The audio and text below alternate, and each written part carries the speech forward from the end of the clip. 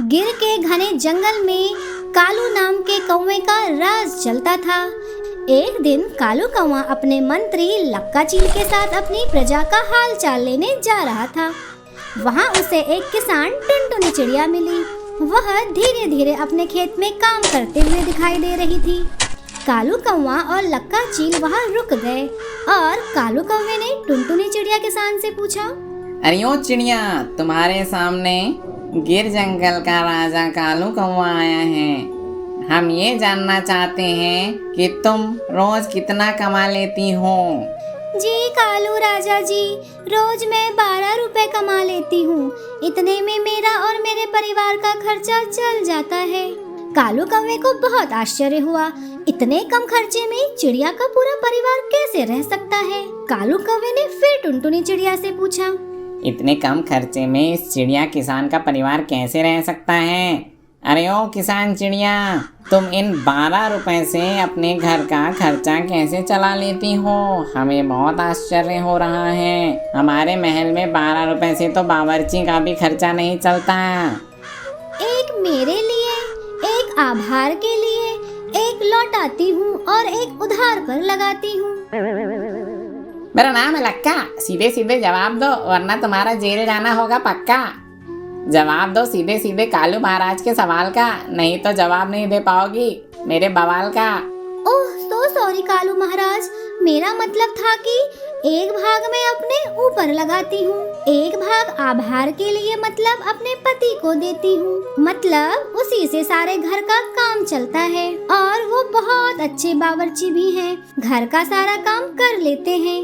एक मैं लौटाती हूँ, इसका मतलब अपने बुजुर्ग माता पिता को देती हूँ जिन्होंने मुझे इस काबिल बनाया कि मैं रोजी रोटी कमा सकूं। एक उधार पर लगाती हूँ, मतलब अपने बच्चों पर खर्च करती हूँ जिन पर मेरा भविष्य निर्भर है। वाह टुनटुनी किसान, तुमने तो कितनी अच्छी पहेली बुझाई है। अब मेरी बात ध्यान से सुनो। इस पहेली का उत्तर तुम किसी को और इस पहेली का उत्तर यदि तुम किसी को बताओ तो तुम जब तक मेरा चेहरा 1000 बार ना देख लो, ये उत्तर किसी को नहीं बताना।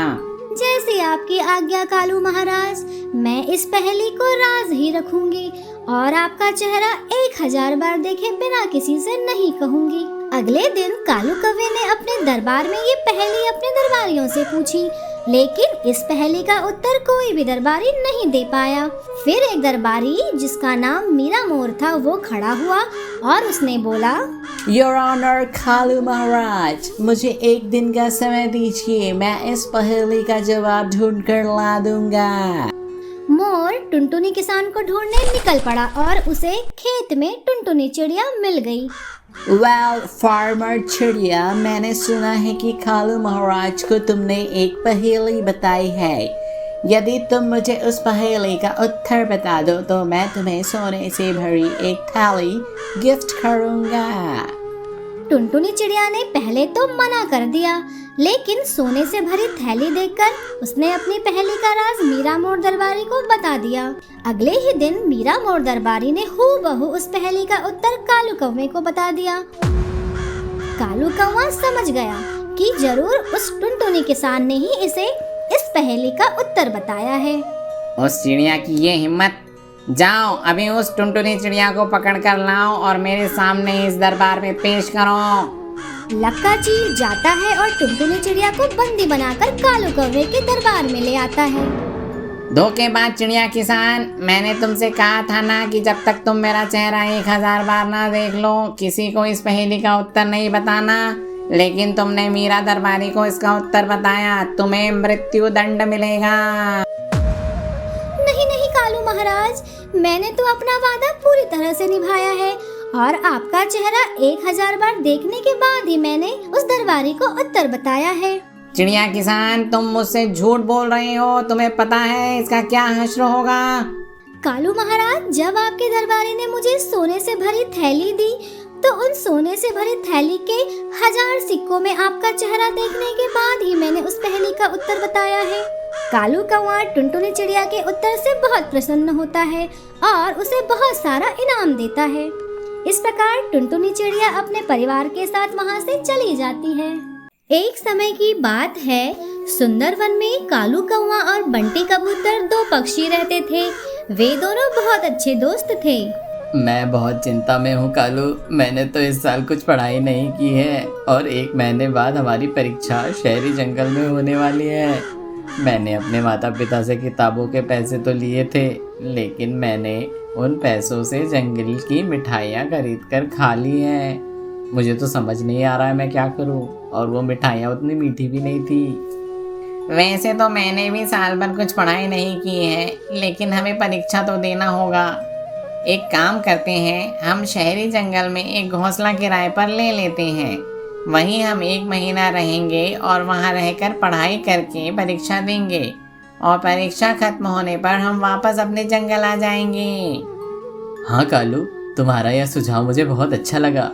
ऐसा करने से हम परीक्षा में फेल होने से बच सकते हैं, लेकिन शहरी जंगल में किराए से रहने के लिए मेरे पास उतने पैसे नहीं हैं। लगता है मुझे कुछ पैसे उधार मांगने पड़ेंगे। अगले ही दिन बंटी कबूतर और कालू कौवा अपने अपने माता पिता से पैसे लेकर सुंदरवन को छोड़कर शहरी जंगल चले जाते हैं। शहर के जंगल पहुंचकर बंटी कबूतर और कालू कौवा एक एक घोंसला किराए पर ले लेते हैं और आने वाली परीक्षा की तैयारी करने लगते हैं। यार कालू, मैं पढ़ने की बहुत कोशिश कर रहा हूँ, लेकिन मुझे बहुत नींद आ रही है। मैं सोने जा रहा हूँ। ऐसा मत कहो बंटी, तुम्हें देख देख कर मैं पढ़ाई कर रहा था। यदि तुम सोने चले जाओगे तो मुझे भी नींद आ जाएगी। कुछ समय बाद दोनों को नींद आ जाती है और वे दोनों गहरी नींद में सो जाते हैं। अगले दिन कालू कौवा अपने साथ घोंसले में चाय लेकर आता है। ये क्या है कालू, तुम अपने साथ क्या लाए हो? यह चाय है। मैंने सुना है इसको पीने से दिमाग में ताजगी आ जाती है। आज रात में चाय पीकर देखता हूँ। उस रात कालू कौवा चाय पीकर पढ़ाई करने लगता है। मुझे तो नींद आ रही है, लेकिन कालू तुम्हें क्यों नींद नहीं आ रही है? तुम तो पढ़ाई करते जा रहे हो। ये लो, तुम भी चाय पीकर देखो।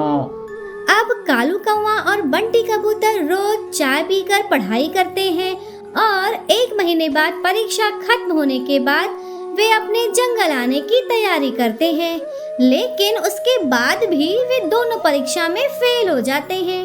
ओह कालू भाई, रात भर जागने के बाद भी हम परीक्षा में फेल हो गए। हाँ, हम रात भर तो जागे थे, लेकिन पढ़ाई करना भूल गए। अब तो मेरे माता पिता मुझे घोंसले से निकाल देंगे। चिंता मत करो बंटी, मेरे पास एक आइडिया है। चलो बंटी, हम सुंदरवन जाकर इस चाय को वहाँ बेचने का काम करते हैं। वहाँ के पक्षी हमसे चाय खरीदेंगे और उनको चाय यदि पसंद आ गई तो हमें बहुत मुनाफा होगा। हाँ कालू, तुम्हारा आइडिया तो बहुत अच्छा है। हम वहाँ सारे पक्षियों को चाय बेचेंगे और मालामाल हो जाएंगे। अगले ही दिन कालू और बंटी कबूतर अपने जंगल आकर चाय की दुकान खोल लेते हैं और जंगल के पक्षियों को चाय बेचना शुरू कर देते हैं।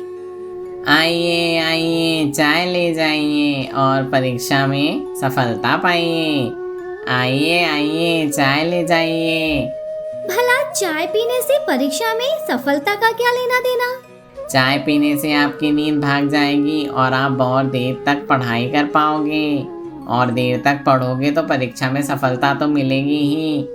अच्छा, ऐसी बात है तो मुझे भी एक पैकेट चाय दे दो। मुझे चाय पीने का आइडिया कुछ ठीक नहीं लग रहा है। मुझे लगता है कि हमें प्राकृतिक वस्तुओं का ही उपयोग करना चाहिए। मैं तो चाय लेने जा रही हूँ। मैं इस बार परीक्षा में तुमसे ज्यादा अच्छे नंबर लाऊंगी टुनटुनी। अब कालू कौवा और बंटी कबूतर का चाय का धंधा जंगल में फेमस हो जाता है, लेकिन कुछ दिनों बाद जंगल के अधिकतर पक्षी अधिक चाय पीने के कारण उनकी नींद उड़ जाती है और परीक्षा के पहले वो बीमार पड़ने लगते हैं। जंगल के सारे पक्षी बीमार होने लग गए हैं। लगता है मुझे ही कुछ करना होगा। टुनटुनी चिड़िया जंगल की सबसे समझदार और जादुई पेड़ के पास जाती है। पेड़ जी, जंगल के सारे पक्षी चाय पीकर बीमार पड़ रहे हैं। कृपया इसका कुछ उपाय बताइए। इसका उपाय बहुत ही सरल है टुनटुनी। यह लो, यह बादाम है। इसे तुम जमीन में लगा देना। यह 2 दिन में ही एक बहुत बड़ा बादाम का पेड़ बन जाएगा और यह पेड़ बहुत सारे बादाम के फल देगा। सुबह सुबह बादाम खाने से दिमाग को चाय से भी ज्यादा ऊर्जा मिलती है। जब जंगल के पक्षी सुबह सुबह बादाम खाएंगे तो उन्हें चाय की जरूरत नहीं पड़ेगी। टुनटुनी चिड़िया सारे पक्षियों को बादाम खाने का सुझाव देती है और उस पेड़ के बादाम को सारे पक्षियों को देती है।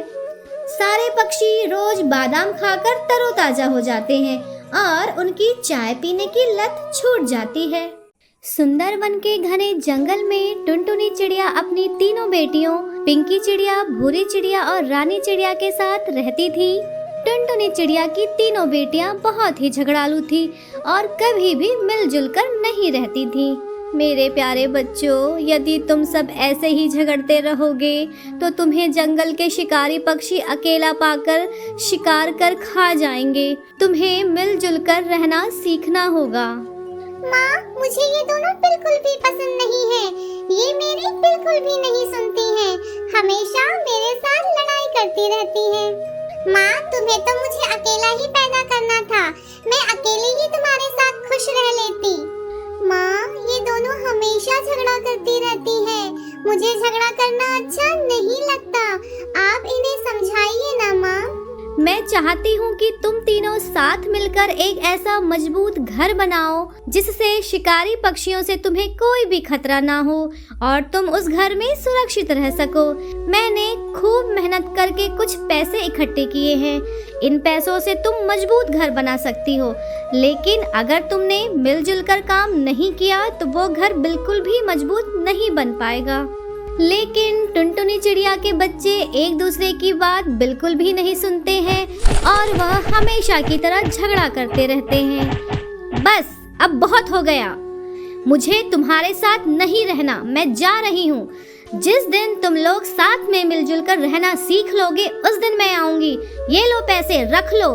इसे आपस में बांटकर मजबूत घर बना लेना। ऐसा कहकर टुनटुनी चिड़िया बहुत गुस्से से वहाँ से निकल जाती है। मुझे पता है मम्मी तो मजाक कर रही है। देख लेना, मम्मी जल्दी ही घर आ जाएगी। लेकिन 2 दिन बीत जाते हैं पर टुनटुनी चिड़िया वापस नहीं आती। अब टुनटुनी चिड़िया के बच्चों को चिंता होने लगती है। पता नहीं मम्मी कहाँ चली गई है। अब शिकारी पक्षियों से बचने के लिए हमें तुरंत अपना घर बनाना होगा। तीनों पक्षी पैसों का बंटवारा करके तुरंत घर बनाने की तैयारी करने के लिए चले जाते हैं।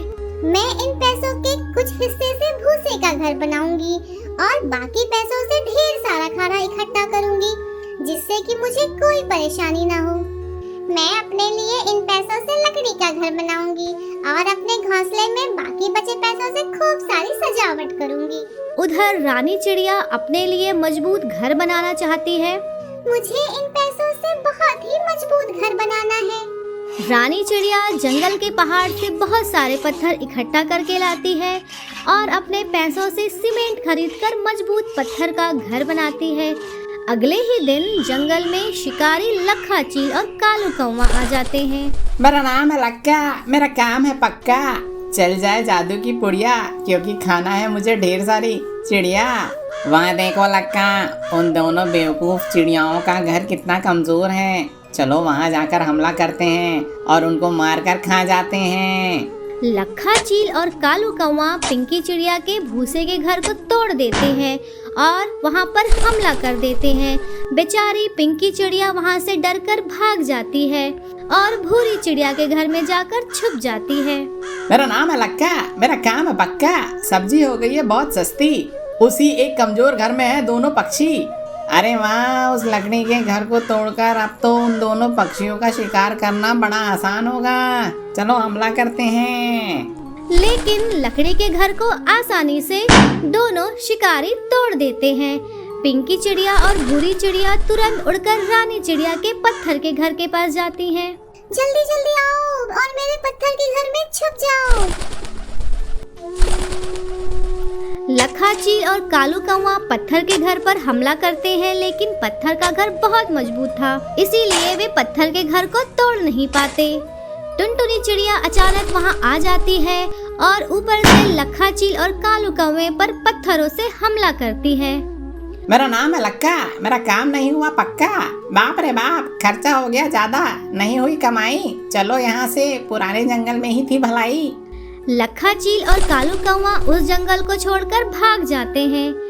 टुनटुनी चिड़िया अपने बच्चों के पास आ जाती है। मम्मिया आ गई, मम्मिया आ गई, मम्मिया आ गई। मेरे प्यारे बच्चों, मैं तुम्हें छोड़कर कहीं नहीं गई थी, मैं तुम्हारे आसपास ही थी।